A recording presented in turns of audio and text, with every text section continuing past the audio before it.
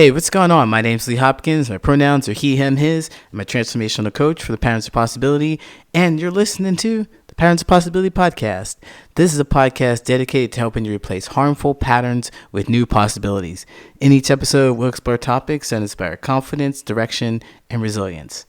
In this episode today, we are doing another interview. Yes, another interview. Now, I know I said in my update some time ago, a couple weeks ago, that I was going to have this crazy schedule where I was going to do this and I was going to do that and I was going to do this and that week and this and that week. Well, actually, I had planned on just having one interview per month, but I had an overwhelming response of people, and I already have 12 people that want to record. So I think that it'd be unfair, or it'd be a waste of talent and space and energy to actually just wait for 1 month to have one interview per month. I mean, there are so many people out there with so many different ideas and thoughts, and many people have recognized patterns and found different ways to break them. And I want to bring them on to share their experiences. Now, with that said, I'm going to change the format again. Yes, again. And probably again another time too. Just stay with me, because I think that's a thing that I'm going to do until I get a really good fit for how I want the podcast to be.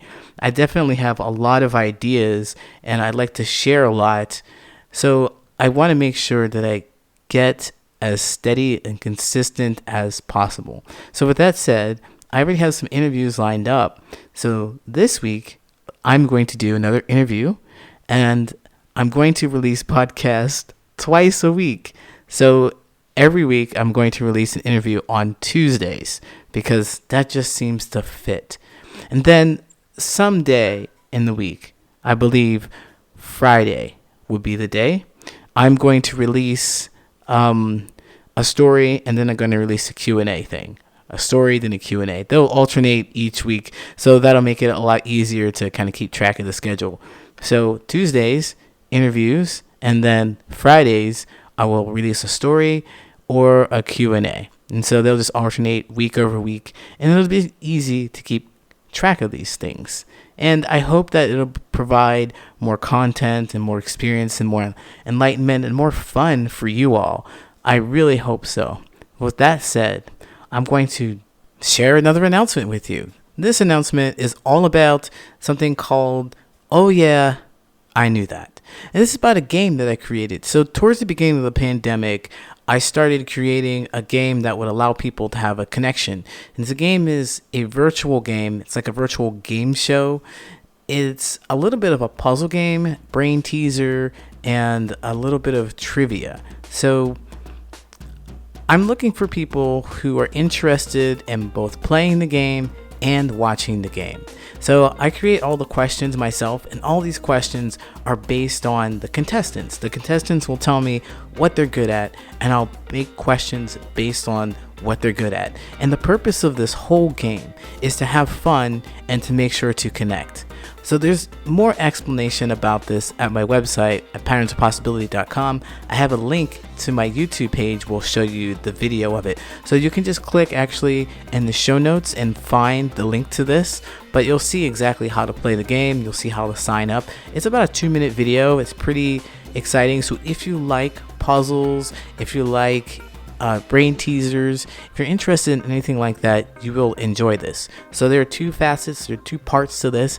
There are people who are actually going to play the game. I need 6 people to play, and then there are going to be people in the audience. This is going to be live streamed in the audience who will actually be playing along. And then there'll be people who didn't sign up and who will just kind of want to watch and not necessarily play along. There'll be a prize for those who are in the audience and playing along, and there'll be a prize for those who are in the studio, quote unquote studio, playing along and enjoying on stage. Some examples of the kind of questions I asked, or I will play a clip of something, like a sound clip. I'll play a sound clip of a language, and I'll ask you what language that is.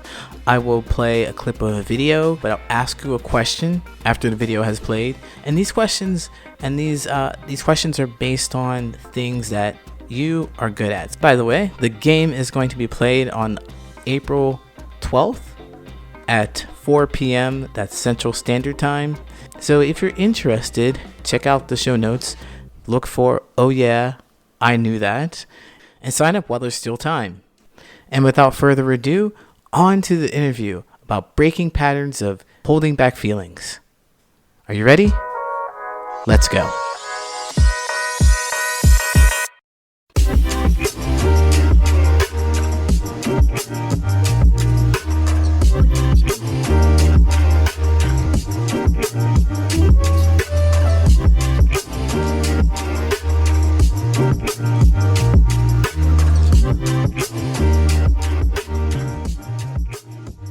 I'm going to introduce my guest here, Elisabeth. She is a coach, but I'm going to let her speak for herself and tell her own story. Elisabeth, could you say hello to everyone and tell everyone who you are, what you do? Absolutely. Thank you so much, Lee. It's so great to be here. So my name is Elisabeth King. I go by Coach Elisabeth King on most social media platforms, and I am a mindset and relationship specialist. So I like to help people out in the areas of all relationships, and not only the relationship with romantic partners, but with family, friends, and especially the relationship with ourselves, right? And then everything comes down to the way that we think about ourselves and the way that we think about other people. So that is my area of expertise, and I can't wait to share more. Awesome. Yeah, that sounds like right up my alley. Exactly the stuff that I'm looking for and my listeners are listening for as well. So, um, so I wonder how you got into this. Like, did you recognize a pattern of behavior that kind of got you stuck and you found how to get out of it? What got you started in this business? Absolutely, absolutely. I've been through a number of really painful things, but I use that pain as fuel, right? And so some of the things that I dealt with was it all started off in my childhood. I went through what I considered a traumatic experience at the time, right? And that led me towards basically a downward spiral throughout my entire life, right? And so I had many numerous patterns that were very quote unquote like bad habits, bad behaviors, right? I wasn't really showing up to the world like I do now Hmm. today. But right, if I hadn't have gone through those things, I wouldn't be able to show up as I am today. Yeah, absolutely. Our past definitely shapes our future, and it takes a special person. Like, it's your personality. Like, some people have experienced these bad things and they've definitely just kept those patterns. Mm-hmm. So it's really interesting that you've decided to make a change. So when you were stuck in those patterns, like, what kind of patterns were there? Would you Okay, mind so sharing a little more about what they are? yes, absolutely. So I'll give you like a very brief synopsis, right? So when I was 5, my father destroyed some of my toys, right? And so I attached myself to those Mm, things. And because of that, that traumatic event, I spent my life being attached to things because I felt like I couldn't be attached to other people and I needed to protect myself through my things, right?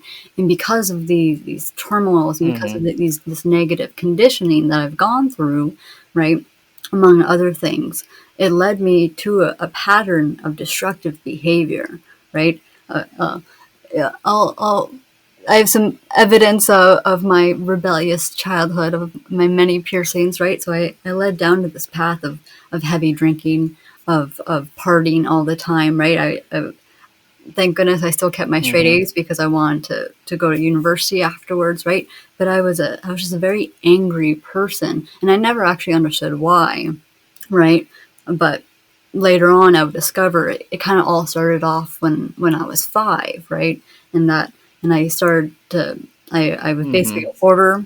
I collected a lot of things, right? But I had a shopping addiction. I handled my emotions through buying things and drinking, right? So I had all these patterns mm-hmm. showing up in my life that I was really stuck in, right? And I got to a point where it's like I'm just overwhelmed with all the things. Right? I was like a 19-year-old like kid, and I had to get the biggest U-Haul money could buy and the biggest apartment just to store all my things, right? And so it was overwhelming. I never wanted to have friends over at my Wow. apartment. Yeah, never wanted to have friends over at my apartment because I just clutter, right? Floor to ceiling stacked high with boxes, right? And so instead of like opening Wow. myself, Yeah. yeah, instead of opening myself up to other people, I closed myself off to those things and dealt with my emotions when I was around other people by drinking.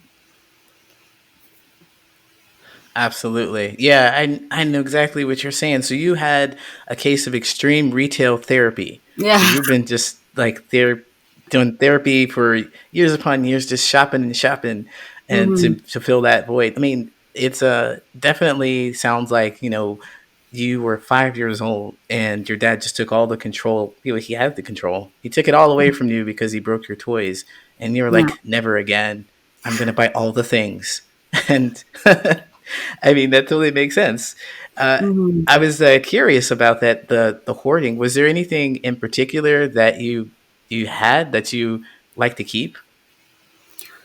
Um, I think it was also this fear of like losing my memory, right? And so I kept a lot of like kept all my school notes. So in university, I worked really hard on getting through those things and not having to keep everything possible, right?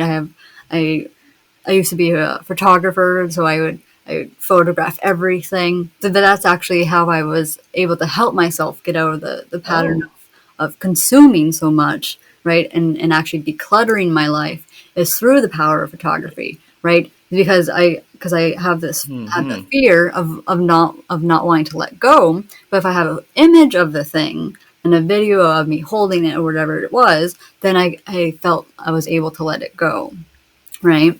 But that's also with lots wow, of that's clever. yeah, Yeah. that was also with lots of therapy and introspection and reflection. Hmm.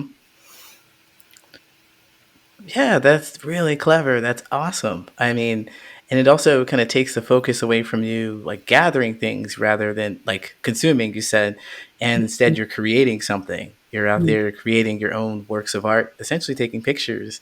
That's really clever. I mean, you can fit your whole life into a USB drive these days, Yeah. just by taking a bunch of pictures.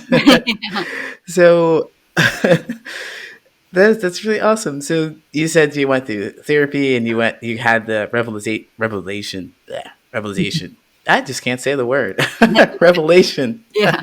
Revelation that this just wasn't working for you. Like you Mhm. wanted something else, and because it was difficult to be close to people, you would Mhm. drink to kind of not have to deal with the feelings of being close to people. And I know that that's pretty harsh. So did those two things, the collections and the drinking, those things just disappear at the same time through therapy, or did one fall and then the other fell? How did that work?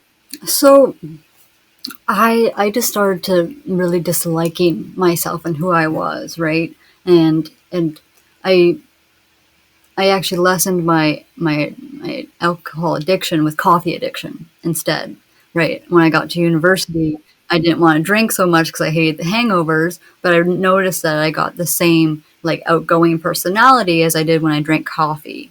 So Hmm. imagine me 18 years old just hyped up on about 10 shots of espresso, right? And so I was still that outgoing bubbly Holy person. moly. Yeah. So I was still that outgoing bubbly person, right? But but I wasn't doing things good for my body, right? I was barely eating, and because caffeine doesn't make you want to eat all the time, right? And so I just wasn't Right. showing up. I wasn't showing up as I wanted to be, right? And so when I started to notice the drinking was a I already knew the drinking was a problem, right? And especially with health issues, I didn't want to continue hurting my own body, right? So the drinking slowed down, and that's when you kind of when you don't have that different kind of source of avoiding your thoughts, right? Because think about when you're drinking, you're not really focused Mm-hmm. on your inner turmoils, right? And so then when you're drinking less and you're not having that Right. rush of caffeine all the time, you start noticing like, oh wow, I have a problem here, right? I don't want to go through life with all this stuff, right? I don't want to feel like, right? Because they say a cluttered Right. face is a cluttered mind, right? And so I'm like, I really need to work on Mm-hmm. decluttering.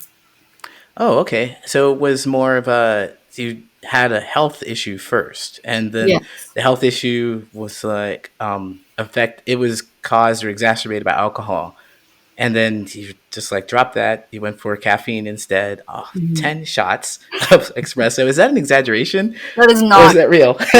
That is 100, 1,000% real. Oh, I used to get, I would get a venti americano, and so a venti americano has 5 shots of espresso in it, and I would get two a day. wow.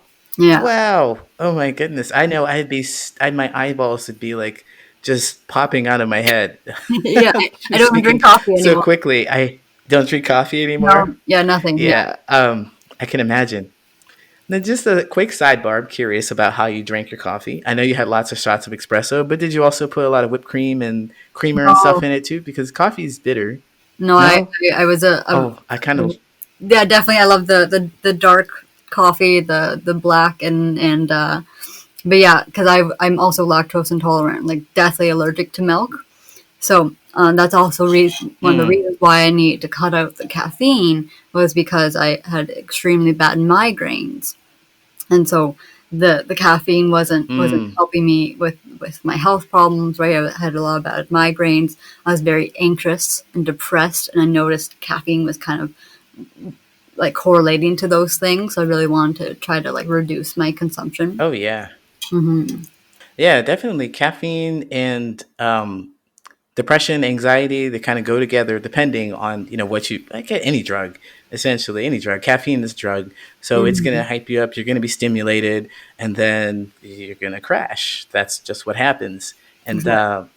I have to say that I like that you drink black coffee because I like black coffee.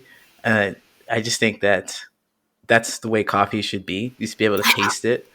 Yeah. But If you don't, that's if you're not a real coffee. how can you taste the special blends? You know what? I'm going off on a tangent. I'm going in the wrong direction here. Let's move forward into your life. Let's talk about you. So, yeah, so you've decided that you were going to declutter, and that Mhm. experience had to be really painful, hard, but Mhm. also rewarding because you've had attachments to all of these things that you've wanted to keep close to you, and it could feel like maybe you're losing control or losing something very important to you. So, can you tell us about that experience? And was there anything that you got rid of that was really difficult? So my decluttering journey has taken place over many, many years. So you have to realize that I moved away to university, and so I brought so much with me, and in that process, I worked on decluttering certain things, right? And finding, Well, I I'm also, curious if I could, yeah. if I could interrupt for just a second. I'm curious, like you said, you brought lots of things. I wonder Mhm. if you could kind of quantify that. You said large U-Haul. Did you actually take a giant U-Haul to university or? Yeah, I had a 17-foot U-Haul. Whoa, Yeah, you were and not messing around. a three-bedroom apartment to myself. Wow. Oh Yeah, my goodness. very in I want like to say that, extremely large apartment. wow, that's extraordinary. I would Hmm. say that you do things big. I Like, I do. can't wait to learn more about how you broke out of it and what other big things you're doing. So, Yes. sorry, go ahead, No please. worries. We'll definitely get there. But yeah, so right, it kind of started off with I as a teenager, right? You always want to. It was funny because I was just in the mall the other day, and I'm like looking at kids shopping around, and they have all their shopping bags, and I'm like, I used to do that. I used to do that like every week. Every week, I felt the need to go out and buy more, right? So it kind of, and I also Mm-hmm. want to mention that I had the experience of going to South America and seeing how people lived, and Africa, right? I went to these very impoverished countries and volunteered there, right? So then I had this other idea in my head that I want to be able to help people with my belongings, right? But I knew that not every, what's the word, like charitable place that you donate your items to does that, right? And so I thought of ways in Right. order to donate to the community, right? So I really focused in on how could I get rid of certain things, but also not just dump them somewhere where they're not going to be of use, right? So I went to like women's shelters, homeless shelters, certain charities that I knew would use my clothing and other things properly, right? So not only does that help with the Mm-hmm. mindset kind of thing, right? Because if you have these fears of getting rid of things, but you remember, oh, I can, Mm-hmm. because I don't need to use these things, I can actually help someone else in their journey, right? And so it really started off with my clothing, Right. of going through the pieces and I was probably doing the Marie Kondo method before Marie Kondo I even knew about her, right? That Netflix everyone liked, right? Of being gracious for my belongings, but knowing that they're going to go to a better home, right? And so that was the Mm-hmm. start of it, right? And then I talked about how I want to go through all my um, school documents, right? And so I actually still have photographs of all my school documents because I just didn't need to keep the physical paper, right? I didn't need to keep binders and binders and binders of school notes, right? And so, Right. but you have to remember, so after university, I ended up traveling and moving abroad, right? So after coming home from living in Germany, I was able to move on in that process, right? So that's why sometimes you want to tackle these things one at a time, right? And you almost want to start off with the easiest things to do, right? That if you have a large portion of Yeah. clothing, right? And certain, like, I was talking to a friend about her kids' toys, right? And so just an area that is easily tackleable, right? But as for like more difficult things, I actually did a lot of the more difficult things after coming back from Germany, right? And realizing, hey, I have this massive storage unit that has held all my things, and I'm paying hundreds of dollars every single month just for this stuff to sit there, right? How can I limit this stuff, right? So it actually fits now in my home instead of being like floor to ceiling high again, Yeah. right? And so that's where the harder stuff came in, right? The stuff that I was really holding on to, like some of my childhood toys, right? Going back to those events in my mind, right? Mm-hmm. But that's where photographing Yeah. everything and videotaping, like, I ended up getting rid of like my favorite, what I think was one of my favorite childhood toys. It was something I carried around everywhere. It was like a baby doll and like this cat that purred, but I couldn't remember. You have to realize that this time I've done so much work that I didn't even remember why those things were Mm-hmm. valuable to me anymore, right? But to me, all I remember as a kid was walking around with this item all the time, right? And I will say this: I never got rid of Mm-hmm. the one biggest thing in my childhood that still today is a very big memory for me. It was like a teddy bear, and so, it's about recognizing that not everything that we hold on to really matters to us anymore, right? And so if it's a quote unquote sentimental Mm-hmm. thing, right? But we don't have those memories like in our mind of saying that of why this is actually sentimental, right? Then it's easier to let go, even Yeah. if it's difficult because you think it's sentimental and you think that there's these memories here, but sometimes you have the ability to say, hey, this was important to a past person, right? This was important to a past me. Now this is going to be important Absolutely. to a Mm-hmm. different person, right? Like going back to that I'm going to be able to help Absolutely. someone else with this item. So you basically did Marie Kondo style. You were in your place and you were like, does this bring me joy? No, but it will bring someone else joy. So Yeah. you give it away. Hmm. And that's really soothing for you too, because holy moly, if you have all these things and you afraid that mean that they won't be used, and you feel like you can use them, then Hmm. it'll give you more peace and joy to let someone else have them. So I'm curious though about the timeline, because I think a lot of things happened there. You're Hmm. 19 and you have this U-Haul and you moved everything into your 3-bedroom apartment, and then you went to Germany. Was that like in your mid 20s and decided that you needed to come back? And since you were away from all those things, you lived without them and you needed to come back and decide, well, I don't need them. Like, when did you, well, what happened in between that time? So a lot has happened in that short time frame, actually, right? So we have the events as a child, right, going through the emotional issues with growing up and the attaching to things, right? And then I have the Mm-hmm. teenage years where I like compulsively shopped all the time and spent a lot of money, not my own. I'm an only child, so I was spoiled, right? So that didn't help right there. And then in university, I went from living at home and going to school, and then ended up moving away and going to school, right? And so I was always Mm-hmm. surrounded with all these things, but then I was on my own, so I could do anything I wanted, right? But that was actually at the Mm-hmm. beginning kind of harmful, right? Because but I was able to transition to actually spending my time doing a certain thing, right? So now in the timeline, we're near the end of my university degree, okay? And so I actually lost the woman who raised me. I lost her to stage 4 breast cancer, and I Oh, didn't think I could get through that. sorry. Yeah, but I actually didn't think I could get through that, Yeah, right? that, I was what, 21, yeah, around there.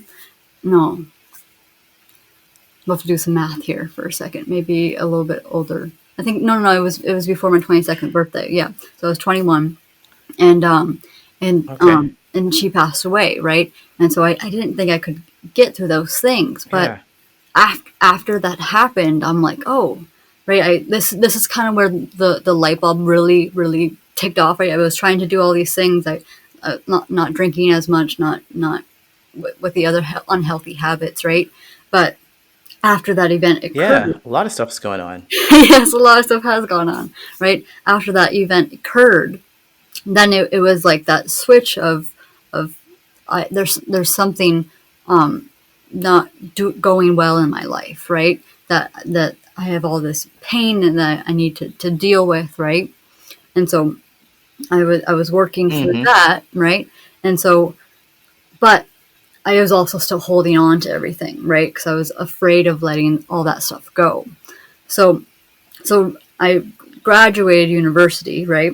And I packed up all my stuff and I stored it in a storage unit, right? And then I moved to the United States for a few months, and then I moved to Germany for a few months, right? Well, I brought so much with me to the States that I didn't bring to Germany. And I realized in Germany that I can live without all these things, right? When you're Uh-huh. backpacking, you don't want to carry a heavy backpack. And I like to use this analogy that sometimes we're carrying so much throughout this in life that it's heavy and weighing us down, right? And so, Yeah. So wait, let me just step back really quick because I want to follow you here. You said you moved to the United States, and I was thinking that all this stuff happened in the United States, and then you went to Germany and came back to the United States. no, I'm Where gonna, was the original place? yeah, I'm from Windsor, I'm Ontario. sorry. Windsor, Ontario. Oh, Yeah, right across from my Detroit. bad. No worries. But yeah, yeah. So that's where I'm initially from. Oh, okay, okay, I got it, I got it. So you brought stuff here, and then you left it here or the United States rather. Brought stuff to the United States, kind of left it in a storage unit, and then went backpacking in Germany. No, so I'm So Canadian. I get Right. to ask about the back. Yeah. I just want Right, yeah, to, you're Canadian, so yes. you came to the U.S. Yeah. So I was able You to came go. to the U.S. for class for school. Yes. I'm Yeah. gonna let you tell it. No worries. No worries. So I'm from Windsor, Ontario, right, which is the southern point of Canada, Mm-hmm. and I went to school in Niagara Falls, Ontario. So after doing my degree in Niagara Falls, Oh, Ontario, I was able to travel to Indiana and Germany for another portion of school. oh, okay, Yes. Indiana. Mm. But nothing against Indianians. So you're really close to me. I'm in Chicago. Nice. So, okay, that makes a lot of sense. Like I can follow you there now. So, what made you decide to go backpacking in Germany? So that was basically an opportunity that it presented itself, and I always wanted to travel. I just didn't know how or when I was going to fit it into my life, right? But Mm-hmm. backpacking through Europe is a very unique experience, and it also helped me Yeah. realize a lot of things that I would have never realized so soon, right?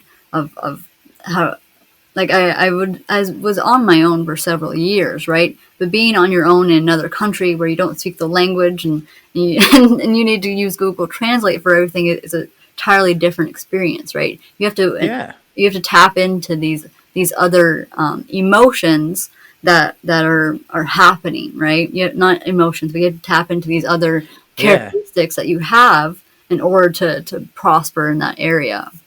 Yeah, you definitely have to work through fear because fear would just be right in the front of my face all the time. Like I'm going on the plane and I'm flying all the way to a country whose language I don't speak. I don't know how to read it. I don't know where I'm going. I don't know what I'm going to do. What if I run out of money? What if my cell phone doesn't work? What if people are like the Hostel movie? What if something goes wrong?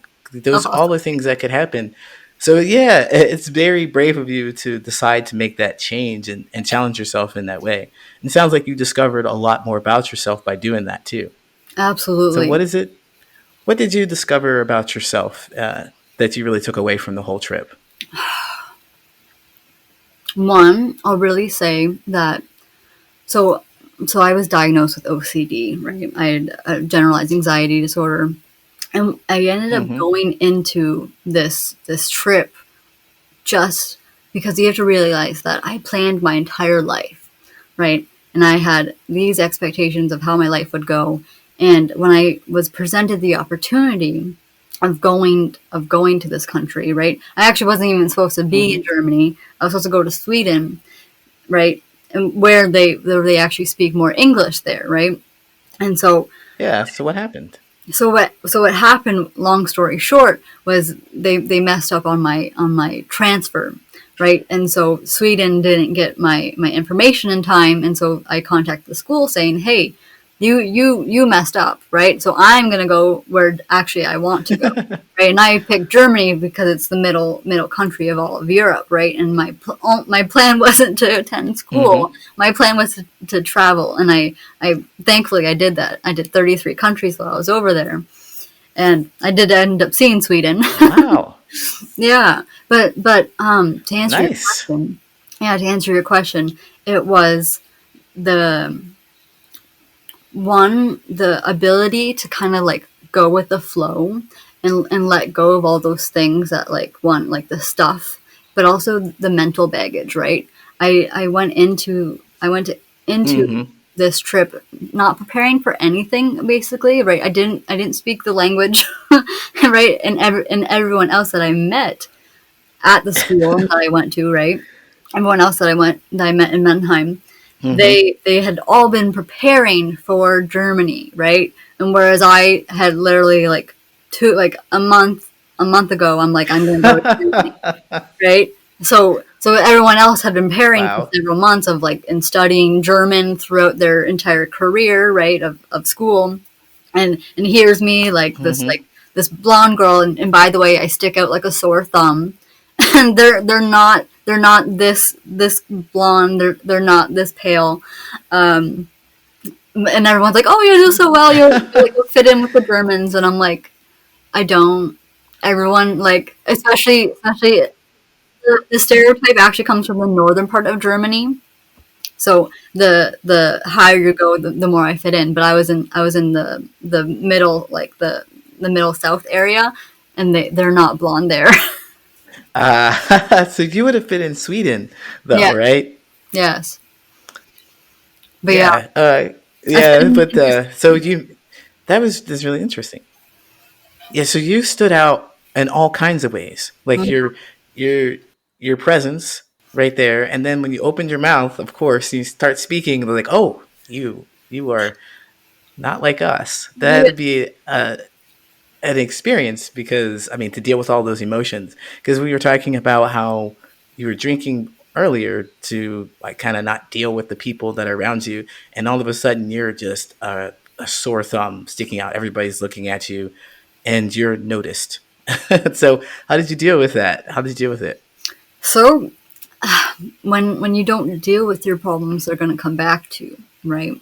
And so I Mm-hmm. ended up getting back into that party scene, right? I ended up, but think about it, I was with people who were 4 years younger than me, typically, right? Hmm. So I was at my end of university, and they were at the middle, right, to beginning, right? And so you go back into that culture of the party, and meet everybody, and go out Mm-hmm. every night, right? And so I wouldn't say it was destructive, but it was definitely. I also wanted to have fun in that type of culture, right? They're really big, like, drinkers and partiers, right? But it was also, you also Mm-hmm. have to realize that I was still dealing with all the things that happened back at home, right? I just gone through Yeah. these traumatic Mm-hmm. losses not too long ago, and so I'm still, and then you also think that when you go somewhere else, you're going to get rid of all your problems, right? That, hey, if I just change my environment, if I Right. just move to another city, that I'm going to leave all the people behind Mm-hmm. that don't align with who I Yeah. am, right? But when you don't deal with those internal things, everyone else still shows up, right? If you have like toxic friends, toxic partners, right? Those things are still going to show up regardless of Mm-hmm. where you go, right? And regardless of where you are in the world, everything's still going to show up for you.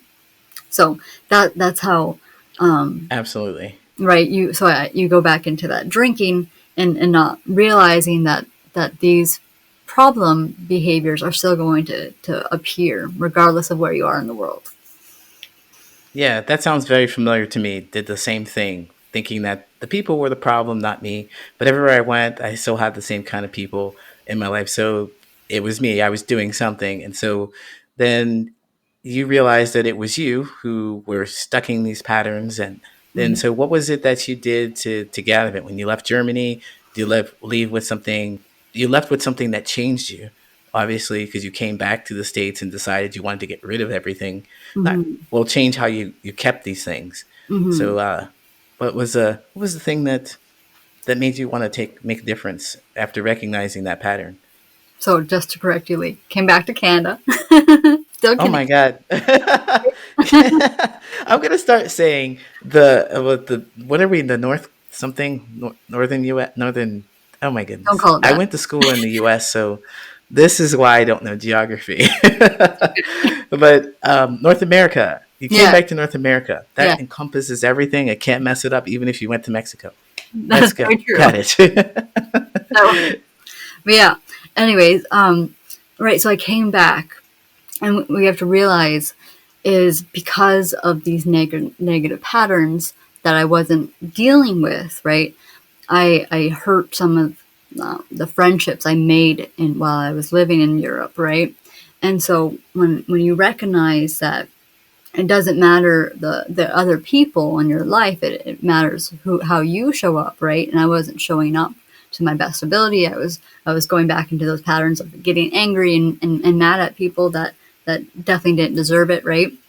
And so, um, Hmm. I came back and recognized that, hey, that I thought I could leave the toxic friendships and the toxic behaviors back in Canada, and that I wouldn't have to deal with those things in Germany, but I ended up dealing with those things again, right? So I kind of made the connection of, hey, it's clearly not the other people in my life; it's something to do with me, right? And I was already having these thoughts, but they weren't really concrete until you realize you go halfway across to another country and realize that people don't want to be your friend when you're the one yelling at them or being mean to them for no apparent reason, right? It was just because I was dealing with Hmm. my own mental stuff, right? And so I came back, Hmm. and I made that realization of, hey, there's something more here that I need to do and I need to change, right? So I ended up Yeah. getting aligned with certain people that I met on the internet, and they ended up recommending this program that I went down to Miami to do, and I'll say this. 8 years of therapy didn't even touch what 2 days at this program did for my life, right? And that it was because I dealt, What? yeah, it was because I dealt with issues with my family members and the death of my loved one, right? It was because I dealt with those things that I've been holding on Mm-hmm. to and not realizing how big of an impact they were making into how I was and who I was showing up to be, right? Now, once I dealt with those things, I was able to have Yeah. like clarity, right? And I was able to like, whoa, I don't need to be doing these things. I don't need to be holding on to these things. I don't need to be drinking. Right. So it was kind of, it was a Mm-hmm. transformational experience to say the least. Wow, that is remarkable. Having gone to therapy for so long and not tackling those really big issues and having to just decide that, well, yeah, you did have this change and this epiphany, this eye opening experience where you're like, okay, I have to deal with this thing now. And Mhm. you tried a whole new approach, which was really great. And it seemed to work out for you really well. I mean, that sounds familiar to me as well. Like, I've been to therapy, and I found the right therapist who really helped me break all these patterns, helped me understand what was going on. So it just takes the right person and some experiences. And I guess when you're ready to hear it, when you're ready to receive that information, it really sinks in. You can take it and use it. Mhm. So I know that when I was drinking, no one could tell me anything. So I understand, like, it just takes time and it takes patience. So Yeah. then, with that said, about you meeting the right therapist for you, you've become a life coach because of this, a relationship and mindset expert because you've had these experiences. You've learned how to change your mindset. And there's several coaches out there, but you're the right one for who? Who would be the right person, uh, ideal client, or who do you reach out to? Yeah. Who do you help? I typically focus and work with more business professionals and entrepreneurs because, as someone who has been in the entrepreneurial space for approximately 10, 11 years now, I have a wealth of knowledge in that area.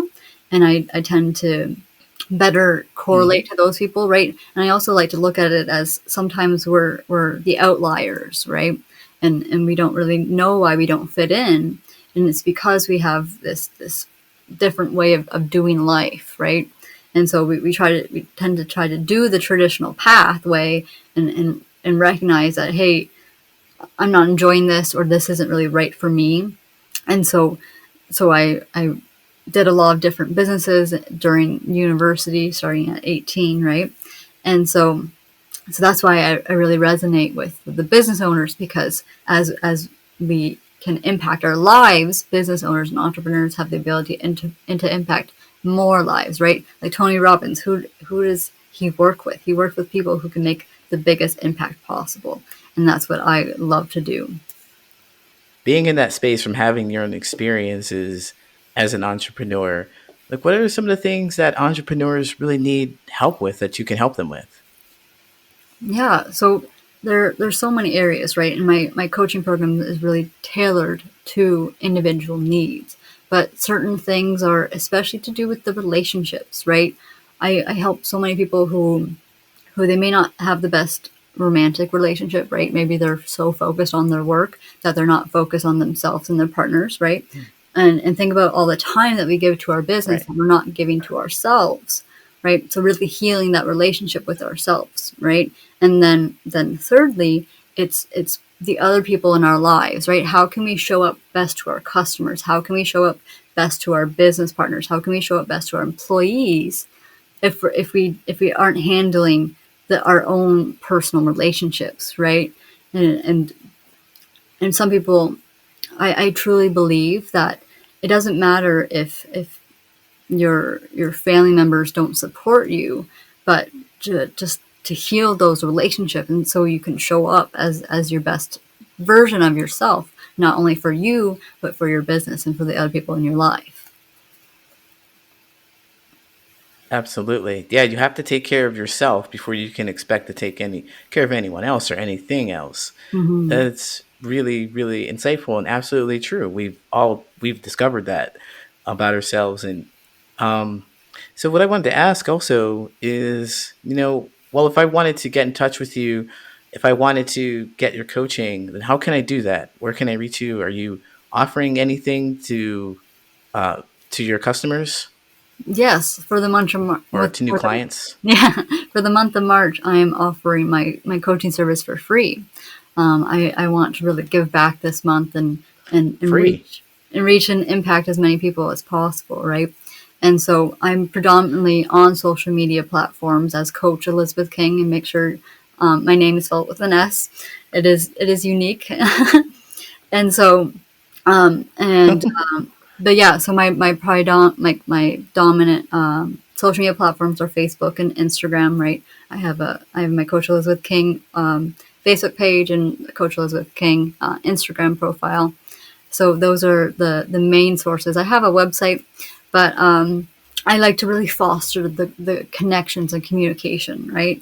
Because you can go to CoachElisabethKing.com, but Hmm. I really like to talk to people first, right? I want to know that we're the best fit possible, right? Because there's 100 other Yeah. coaches and people you can go to in the world, right? So I want to make sure that I can meet your needs and expectations of what you're really looking to get out of a coaching relationship.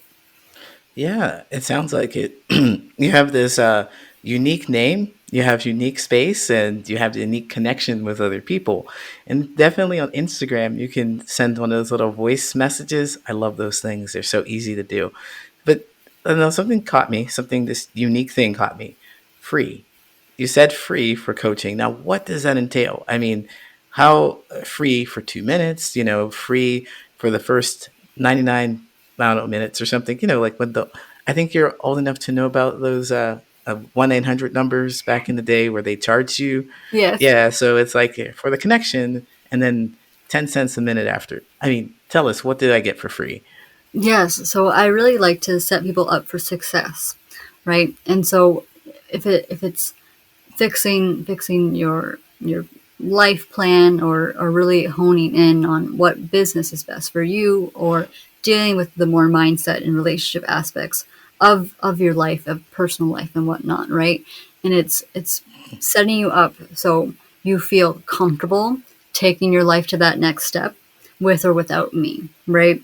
And so I really like to give people the knowledge and the tools in that first initial call, right?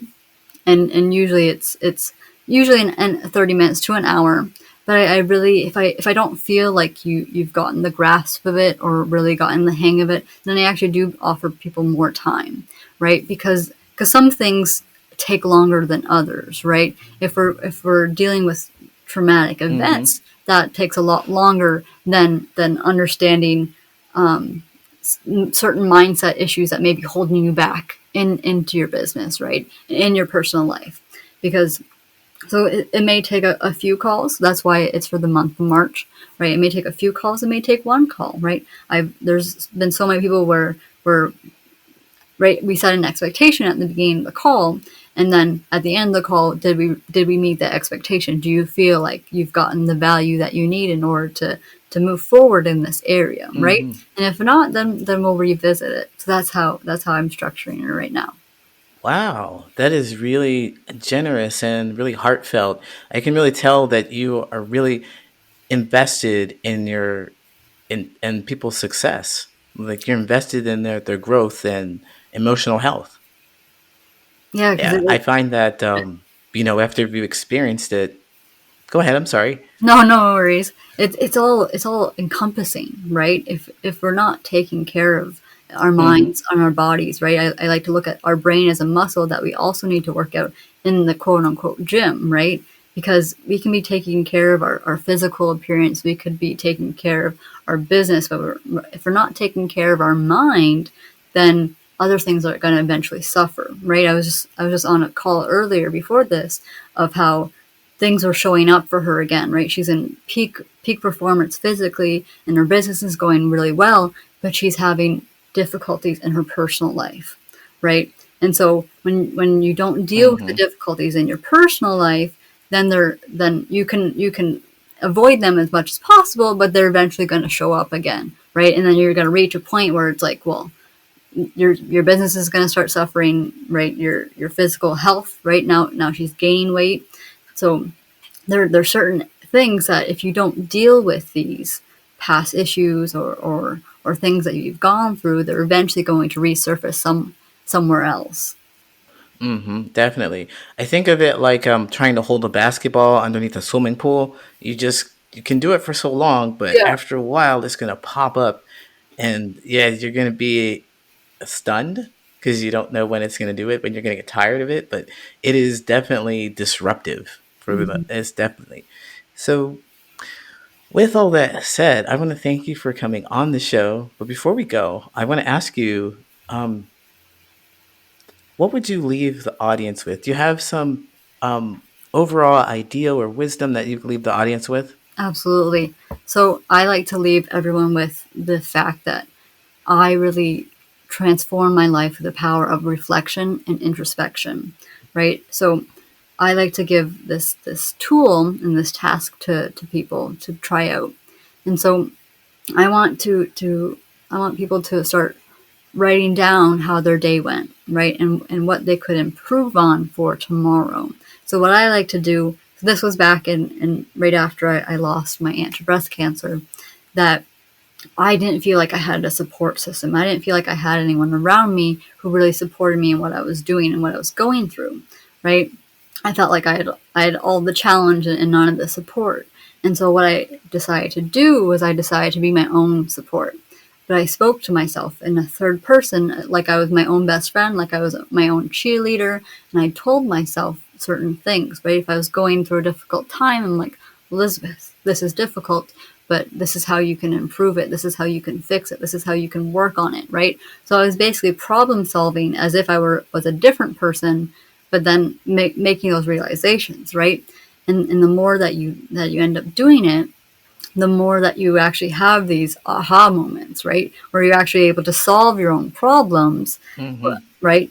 And really work on those things, right? Because the more that we understand about ourselves, the better that we are equipped at handling these other things. And so not only that, but also I like to give people a tool. And if your audience has the opportunity, they could message me on Instagram where I give this tool out for free to everyone. That it's a tool that you can track your day.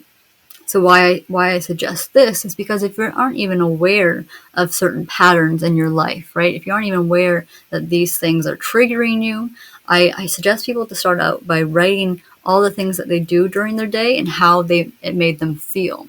Right? If you don't recognize that you're spending 5 hours on TikTok or 5 hours on Clubhouse, then you can't make these changes, right? You can't make these shifts in your patterns of behavior. So I suggest to people to write out every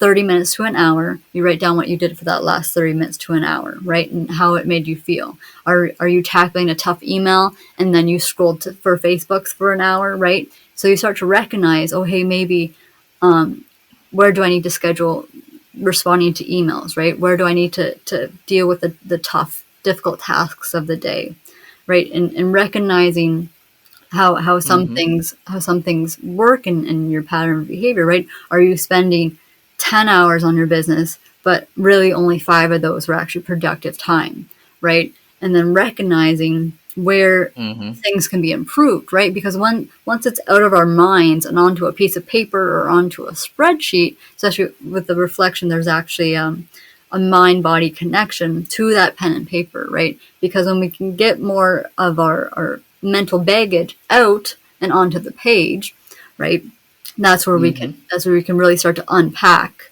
and really make those connections in our lives, right? That's why I find writing things down Absolutely. and tracking your day so beneficial in order to find those things that are could be improved, could be fixed. Absolutely. If you're not marking anything, like if you're not marking it, you don't know that there's a pattern. It just Mhm. looks like the same old thing just happening, and that's why it's important to put it out in front of you. I firmly believe that as well. Like at the very least, you say it, but if you can write it down so you can see it, you can say it. There's more of these senses that are coming into it, and then you could like kind of separate it. You can look at it as a different entity. Yeah, because having all that stuff in your head, just bouncing around your head, you're just going to just keep it in there. There's nothing going to be different about Exactly. it unless you kind of separate it from yourself a bit. Exactly. Yeah. So that was a wonderful tool. And once again, could you tell the audience where they can find you? Yes, absolutely. It's Coach Elisabeth King on both Facebook page and Instagram page. And if you're on Clubhouse, I'm just Elisabeth King over there, and I host rooms almost daily.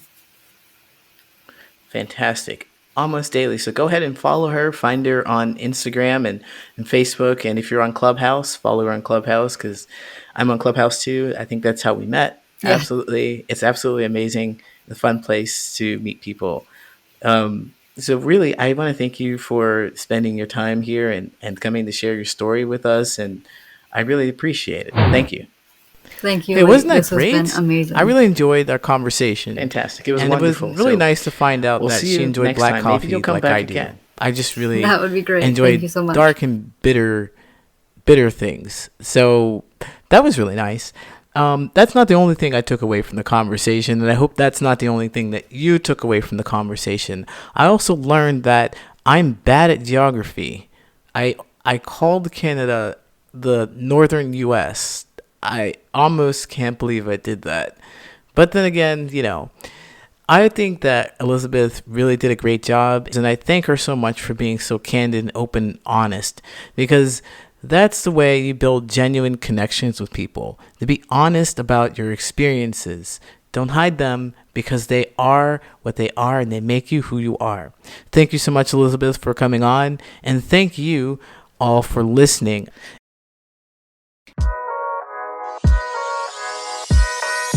My name is Lee Hopkins, my pronouns are he, him, his, and you have been listening to the Patterns of Possibility podcast. If this wasn't enough for you, you can follow me on Instagram, I'm on YouTube, and I'm also on Clubhouse. That's a brand new audio app. It's kind of like an interactive podcast. So if you're familiar with it, you can find Patterns of Possibility. I host a room on Mondays at noon. We talk about childhood memories, and I also host a room on Tuesdays about relationships. It's called Relationships. Bring your baggage and unpack here. The hope is that we start talking about things that are shameful, that seem to be secrets, and we're going to find out that we're not so different from each other after all. It's soothing to talk about things that you might think that you need to keep hidden. So I hope that you'll join me. Also, don't forget to sign up for, oh yeah, I knew that, the live interactive virtual game. It's going to be a blast. Until then, take care.